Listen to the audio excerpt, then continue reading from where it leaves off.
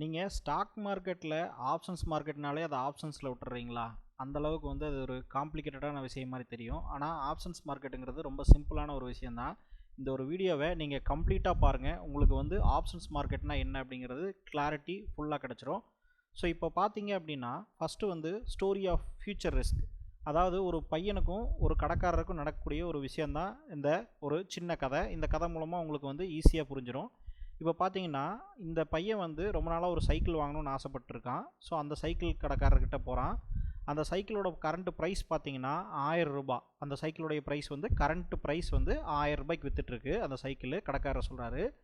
ஆனால் அந்த பையன்கிட்ட 100 ரூபா தான் இருக்குது. இப்போதைக்கு அவன் வாங்க முடியாது. ஸோ இந்த காசை சேர்த்து வச்சுட்டு அவன் வாங்கலாம் அப்படின்னு சொல்லி அந்த கடைக்காரர்கிட்ட சொல்கிறான். ஆனால் அந்த கடைக்காரர் என்ன சொல்கிறாருன்னா, இன்னும் 30 நாளில் இந்த சைக்கிளோட ப்ரைஸ் வந்து 1300 ரூபா இன்க்ரீஸ் ஆக போகுது. 1300 ரூபாயா மாறப்போகுது. 300 ரூபா இன்க்ரீஸ் ஆக போகுது. ஏன்னா கம்பெனிலேருந்து ஆல்ரெடி எனக்கு சொல்லிட்டாங்க அப்படின்னு சொல்லி அவர் சொல்கிறார். கடைக்காரர் சொல்கிறாரு. இப்போது இந்த பையன் வந்து பார்த்தீங்கன்னா வேறு ஆப்ஷன் கிடையாது. இந்த பையன்கிட்ட வெறும் 100 ரூபா தான் இருக்குது. அதனால் என்ன பண்ணுறான்னா, கடைக்காரர்கிட்ட இவன் ஒரு டீல் பேசுகிறான். அந்த டீல் வந்து என்னென்னா, நான் வந்து 100 ரூபா நான் இப்போ கொடுத்துட்றேன். எனக்கு வந்து இந்த 1000 ரூபா ப்ரைஸில் இந்த சைக்கிளை வந்து புக் பண்ணிடுங்க. இந்த ப்ரைஸில் புக் பண்ணிடுங்க. ஸோ நான் இந்த ப்ரைஸில் வந்து வித்தின் 30 நாளைக்குள்ளே உங்களுக்கு அமௌண்ட்டை ரெடி பண்ணி வாங்கிக்கிறேன் அப்படின்னு சொல்லி சொல்கிறான். சரி, ஓகே. அப்போ அதில் எனக்கு என்ன லாபம்னு சொல்லி கடைக்காரர் கேட்குறாரு. நான் உனக்கு கஷ்டப்பட்டு ஏன் வந்து இப்போ நான் உங்களுக்கு இதில் புக் பண்ணி கொடுக்கணும் அப்படின்னா, சப்போஸ் நான் உங்களால் வாங்க முடியலன்னா நீங்கள் இந்த 100 ரூபாய் நீங்களே வச்சுக்கலாம். ஸோ இது புக்கிங் அமௌண்ட்டுங்கிறத விட ஒரு அட்வான்ஸ் மாதிரி நீங்கள் வச்சுக்கலாம் அப்படின்னு சொல்லி அந்த பையன் சொல்கிறான். ஸோ கடைக்காரருக்கும் இது வேலிடாக தான் தெரியுது. ஏன்னா இந்த பையன் 100 ரூபா வந்து லாஸ் பண்ணுறதுக்கு தயாராக இருக்கான்னா கண்டிப்பாக வந்து 30 நாளில் வாங்கிடுவான் அப்படின்னு சொல்லி பொதுவாக நினைக்கிறாரு. இப்போ பார்த்தீங்கன்னா இந்த பையன் வந்து 100 ரூபா வந்து அவனோட கையிலேருந்து கொடுத்துருக்கான். ஸோ அவங்ககிட்ட வந்து -100 ருபீஸ் அப்படிங்கிறத நீங்கள் கணக்கு வச்சுக்கோங்க. இந்த ஷாப் ஓனர்கிட்ட வந்து +100 ருபீஸ், அதாவது 100 ரூபாய் இவருக்கு வந்திருக்குது. இப்போ பார்த்தீங்கன்னா அடுத்து 30 நாளைக்குள்ளே இவன் வந்து 900 ரூபா பே பண்ணி அதை சைக்கிளை வந்து வாங்கிக்கணும். 900 ரூபா பே பண்ணிட்டான்னா 1000 ரூபா கம்ப்ளீட் ஆகிடும். ஸோ சைக்கிளை வாங்கிக்கணும். இதுதான் வந்து ஒரு டீல். இப்போது ஒரு சினாரி என்னன்னு கேட்டிங்கன்னா, சக்ஸஸ்ஃபுல்லாக இவன் 30 நாளில் அமௌண்ட்டை ரெடி பண்ணிட்டான். ஸோ 900 ரூபா பே பண்ணி இந்த பையன் வந்து இந்த சைக்கிளை வந்து வாங்கிடுறான். அதே மாதிரி கரண்ட் மார்க்கெட்டில், அதாவது கரண்ட் ப்ரைஸ் வந்து அந்த சைக்கிளோட ப்ரைஸ் வந்து 1300 ரூபா ஆயிடுது இவன் வாங்கும்போது. ஆனால் இவன் வந்து 1000 ரூபாய்க்கு தான் வாங்குறான். ஏன்னா அவன் வந்து ஏற்கனவே அந்த டீலை போட்டுட்டான். ஸோ இந்த பையன் வந்து வெறும் 1000 ரூபா தான் பே பண்ணி அந்த சைக்கிளை வாங்கியிருக்கான். அப்போ பார்த்தீங்கன்னா இந்த பையன் வந்து பே பண்ணது வெறும் 1000 ரூபா. ஆனால் கரண்ட் ப்ரைஸ் வந்து பார்த்திங்கன்னா 300 ரூபா. இவன் வந்து 300 ரூபா எக்ஸ்ட்ரா கொடுக்குறத வந்து தவிர்த்து இவன் வந்து இந்த 1000 ரூபா கொடுத்து இந்த சைக்கிளை வாங்கியிருக்கான். அப்போது இவனுக்கு வந்து என்ன ஆயிருக்கு, அந்த 300 ரூபாங்கிறது வந்து மிச்சமாயிருக்கு. ரைட்டுங்களா? இப்போது இதுவே சினாரியோ 2ல் வந்து பார்த்திங்கன்னா இவன் வந்து ஃபெயிலியர் ஆயிடுறான். அதாவது வந்து 30 நாளில் அவனால் அமௌண்ட் கொடுத்து அந்த சைக்கிளை வந்து வாங்க முடியல. அப்போ பார்த்தீங்க அப்படின்னா இவன் 30 நாளில் கொடுக்கணும், அமௌண்ட்டு கொடுக்கணும். ஆனால் இவனால் வாங்க முடியல. கரண்ட் ப்ரைஸ் வந்து 1300 ரூபாய்க்கு போயிடுச்சு. ஸோ அந்த பையனுக்கு வந்து லாஸ் ஆயிடுச்சு. ஏன்னா அந்த பையன் வந்து அந்த 30 நாளில் அமௌண்ட்டு கொடுக்க முடியல. அதனால் 100 ரூபா மட்டும்தான் அவனுக்கு லாஸு.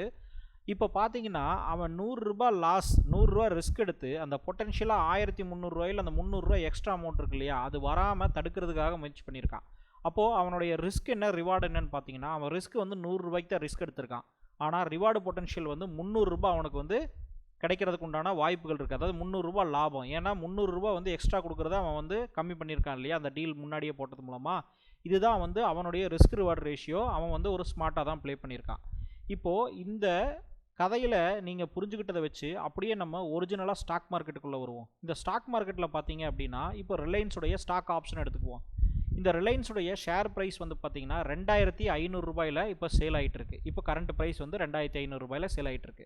இப்போது 30 நாள் கழித்து பார்த்தீங்கன்னா 2700 ரூபா போயிடுன்னு சொல்லி இன்வெஸ்டர் வந்து ப்ரெடிக்ட் பண்ணுறாரு. ஏன்னா மார்க்கெட் வந்து இன்க்ரீஸ் ஆக போகுதுன்னு. ஆனால் இப்போ அவர்கிட்ட வந்து கையில் அமௌண்ட் கிடையாது. இப்போ அவர் என்ன பண்ணுறாரு அப்படின்னா, கால் ஆப்ஷன், அதாவது வந்து சிஇ 2500 அட் 50 ருபீஸ், அதாவது வந்து சிஇங்கிறது கால் ஆப்ஷன் குறிக்குது.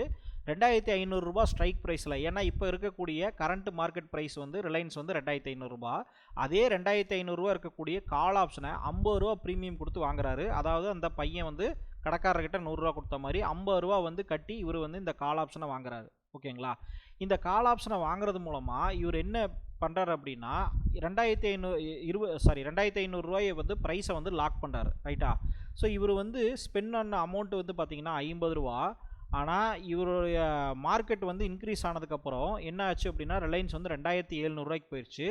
இப்போ வந்து இவர் அதே சேம் ஷேர்ஸை 2500 கொடுத்து ஆப்ஷன் செல்லர்கிட்ட இருந்து வாங்க முடியும். ஏன்னா இவர் அந்த கான்ட்ராக்ட் போட்டார் இல்லையா, சிஇ 2500 50 வாங்கினார் இல்லையா அந்த கான்ட்ராக்டை. அந்த கான்ட்ராக்டோடைய அர்த்தம் என்னென்னா 2500 இந்த ஷேர் ப்ரைஸை 30 நாளைக்கு இந்த 2500 எனக்கு கொடுக்கணுங்கிறது அவருடைய கான்ட்ராக்ட், ரைட்டுங்களா. இதை விற்றது யார்? Option seller. ஸோ 2500 நான் உனக்கு வந்து 50 கொடுத்து இந்த கால் ஆப்ஷனை நான் வந்து சேல் பண்ணுறேன் அப்படின்னு சொல்லி சேல் பண்ணியிருக்காரு. இப்போ நம்ம ஆப்ஷன் செல்லர் பாயிண்ட் ஆஃப் வந்து விட்டுருவோம், செப்பரேட் வீடியோவை பார்ப்போம். இப்போ வந்து ஆப்ஷன் பையர், அதாவது இந்த இன்வெஸ்டருடைய பாயிண்ட் ஆஃப் வியூலேருந்து பார்த்தோம் அப்படின்னா 50 ஸ்பெண்ட் பண்ணி இந்த 2500 கான்ட்ராக்டை வந்து வாங்கியிருக்காரு, ரைட்டுங்களா.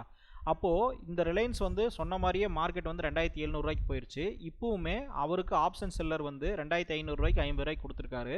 அப்போது அந்த ஆப்ஷன் செல்லர் வந்து இவருக்கு இந்த ஷேர்ஸை வந்து 2500 கொடுக்கணும். எப்படி கொடுப்பார் அப்படின்னா அவர் வந்து லாஸ்ட்டில் தான் கொடுப்பார். அவர் வந்து 2700 வாங்கி 2500 இவர் செல் பண்ணணும். இதுதான் லாஜிக். ஆனால் இந்த லாஜிக்கை வந்து எப்படி எக்ஸிக்யூட் பண்ணுவாங்க அப்படின்னா 2 டைப்பை எக்ஸிக்யூட் பண்ணுவாங்க. ஒன்று கேஷ் மெத்தடில், இன்னொன்று வந்து ஃபிசிக்கல் டெலிவரி. அதாவது இப்போது இந்த ஷேர்ஸை வந்து இவரால் 2700 இப்போ மார்க்கெட்டில் ப்ரைஸில் வித்துட்டு இருக்கிற ஷேர்ஸை இவர் 2500 வாங்க முடியும். ஏன்னா அந்த ஆப்ஷன் செல்லர் வாங்கி இவருக்கு கொடுக்கணும். இதான் லாஜிக்கு.